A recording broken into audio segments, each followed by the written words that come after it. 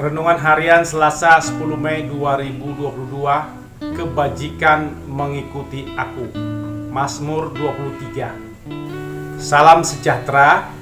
Semoga kita makin diberikan Tuhan kebajikan dan kemurahan dalam hidup kita, dan kita selalu diam dalam rumah Tuhan saat ini dan sampai kita masuk ke dalam kerajaan Allah, seperti diungkapkan dalam Mazmur 23 ayat 6.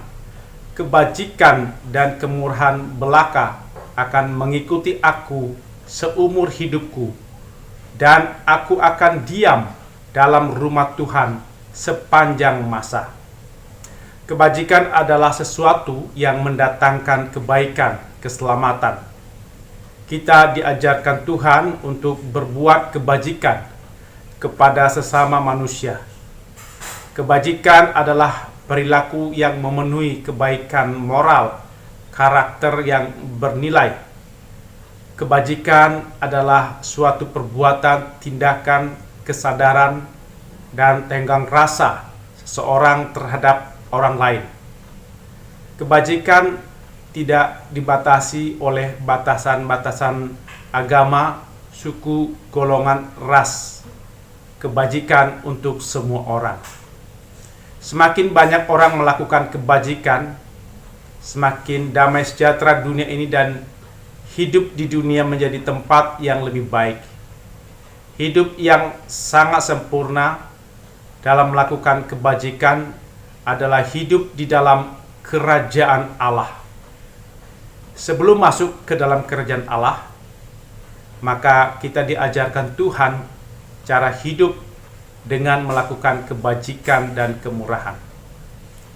Hadiah yang terbesar dalam hidup kita adalah hidup bersama-sama dengan orang yang melakukan kebajikan dengan sungguh-sungguh. Orang yang melakukan kebajikan adalah orang yang dapat berbagi, tidak individualis, dan belajar bersama dalam melakukan kebajikan, serta saling mendukung dalam perjalanan hidup. Melakukan kebajikan akan meningkatkan kepercayaan diri seseorang, menjadi fondasi masyarakat dalam membangun kualitas hidup yang lebih baik. Bagaimana kebajikan itu bisa dilakukan? Menurut Mazmur 23, kebajikan dapat kita lakukan jika kita rendah hati, mau digembalakan Tuhan, bukan mengembalakan diri sendiri. Digembalakan Tuhan digambarkan sebagai domba yang diam di rumah Tuhan, bersekutu dengan Tuhan, mau dituntun Tuhan. Kalau kita keluar dari rumah Tuhan sendirian, maka kita akan tersesat, tidak bisa kembali ke rumah Tuhan sendirian. Dan kita bisa dimakan binatang buas, gambaran iblis, kuasa dosa menangkap kita. Ketika kita tersesat, maka Tuhan akan mencari kita dan melepaskan kita dari cengkraman iblis. Tuhan akan menyertai kita sampai kita kembali ke rumah Tuhan. Ketika kita butuh makan dan minum, maka kita bersama Tuhan mencari makan dan minum. Maka kita bersama Tuhan, kita tidak bisa sendirian.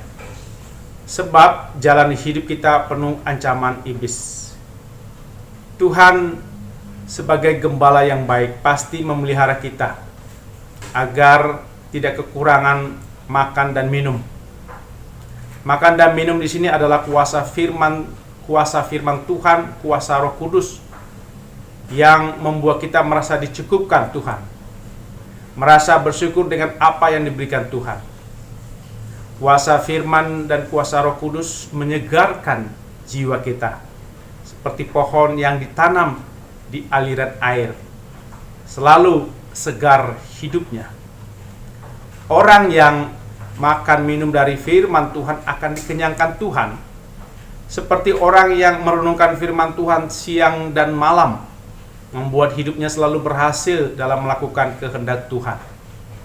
Yusuf berhasil melakukan apa yang bajik ketika melakukan tugas di rumah Potifar, di penjara, dan di pemerintahan Firaun dan dalam keluarga.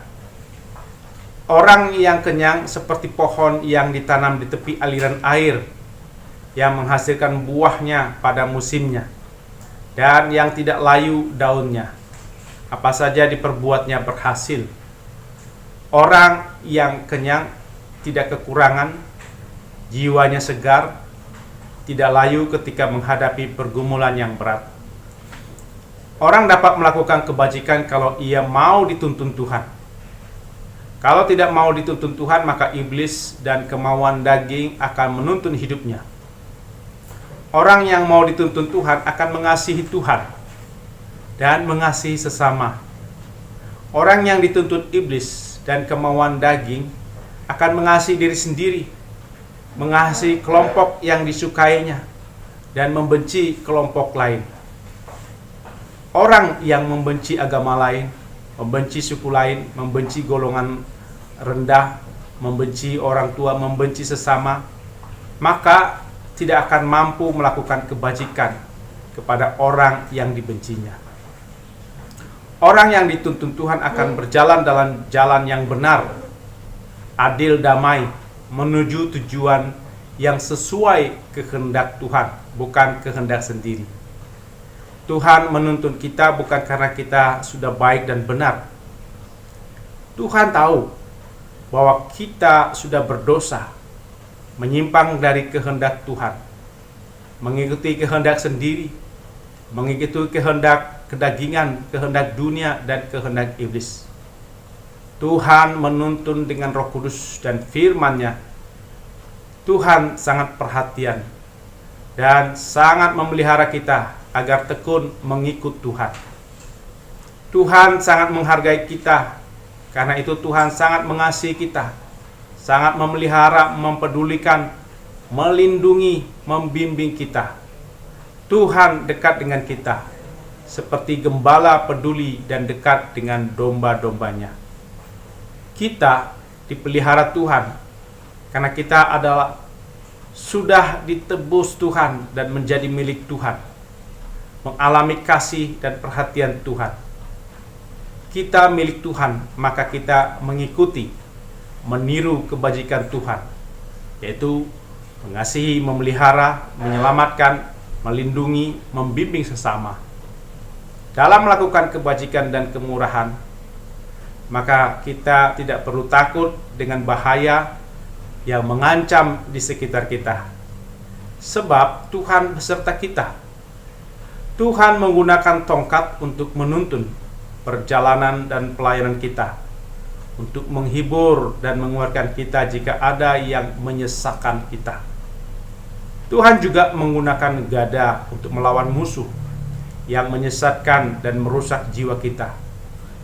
Tuhan selalu membela orang yang mengikuti Tuhan untuk melakukan kebajikan dan kemurahan. Ketika kita melakukan kebajikan, mungkin ada orang yang menolak kita, menghina, dan merendahkan kita. Maka Tuhan akan menghibur dan menguatkan kita agar kita mampu melakukan kebajikan dan kemurahan. Kebajikan yang dapat membuat kita ditolak dan dihina adalah bergaul dan menolong orang yang beragama lain. Bagi kelompok aliran tertentu, mereka akan menajiskan, menghina iman Kristen jika kita menyapa, menolong, membantu mereka yang berbeda agama dengan kita. Kelompok ini sejak kecil diajarkan orang tua untuk membenci orang beragama lain, dilarang bergaul dengan orang Kristen. Dalam nama Tuhan, kuasa Tuhan, kita akan dimampukan Tuhan untuk melakukan kebajikan dengan bergaul, menolong, mengajak orang yang berbeda agama agar mereka dipulihkan dari sikap intoleran dan radikal, agar makin mau bersama-sama melakukan kebajikan yang membawa kebaikan, keselamatan, keadilan, kedamaian, dan kebenaran. Kita percaya Tuhan telah memberikan banyak kebajikan dalam hidup kita. Maka kita juga diberi ke Tuhan kemampuan melakukan kebajikan seumur hidup dalam rumah Tuhan di dunia ini maupun di surga, seperti ungkapan KJ 285 ayat 5.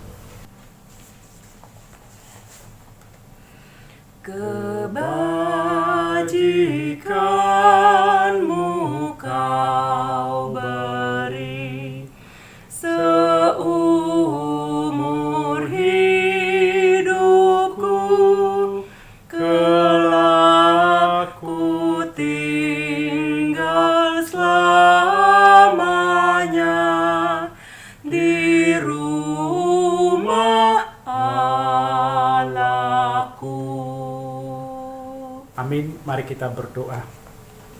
Ya Tuhan, mampukan kami untuk melakukan kebajikan dan kemurahan dalam hidup kami, dan kami selalu diam dalam rumah Tuhan saat ini, dan sampai kami masuk ke dalam kerajaan Allah. Kami meniru kebajikan dan kemurahan Tuhan dalam perilaku kami yang mendatangkan kebaikan, keselamatan bagi sesama kami. Mampukan kami dan anggota masyarakat lainnya melakukan kebajikan untuk semua orang yang berbeda agama, suku, golongan, ras, agar hidup masyarakat semakin damai sejahtera. Tuntun kami agar tidak takut melakukan kebajikan dan kemurahan bagi sesama, sebab Tuhan menyertai kami. Dalam nama Yesus kami berdoa. Amin.